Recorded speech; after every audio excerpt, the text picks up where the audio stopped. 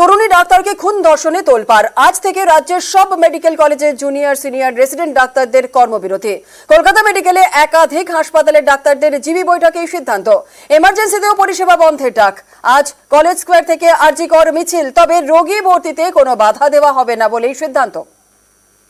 পশ্চিমবাংলার যত medical college রয়েছে তার যারা যারা রেসিডেন্টস রয়েছে, including junior residents, senior residents, SRs, সবাই মিলে আমরা সিজ ওয়ার্কে যাচ্ছি, both emergency and non emergency services.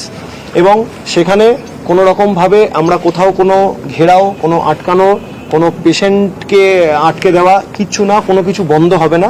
আমরা নিজেদেরকে এই সার্ভিসেস থেকে বিরত রাখবো, ততদিন অবধি চালিয়ে যাব যতদিন অবধি যে একদম বেসিক যে দাবিগুলো আমরা সেগুলো যতদিন না মেটানো হচ্ছে।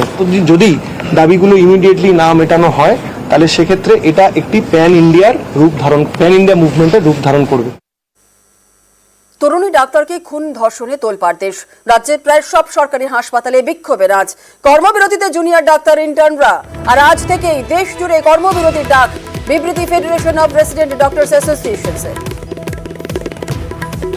আজিগড়ের আজ দেশ জুড়ে আজ থেকেই কর্মবিরতিতে রেসিডেন্ট ডাক্তাররা এবং দিল্লির একাধিক হাসপাতালে কর্মবিরতির ঘোষণা করা হয়েছে। সফদরজং লেডি হার্ডিঞ্জ হাসপাতালে ওটি ওপিডি বন্ধের সিদ্ধান্ত। জরুরি পরিষেবা বাদে বাকি পরিষেবা বন্ধের সিদ্ধান্ত।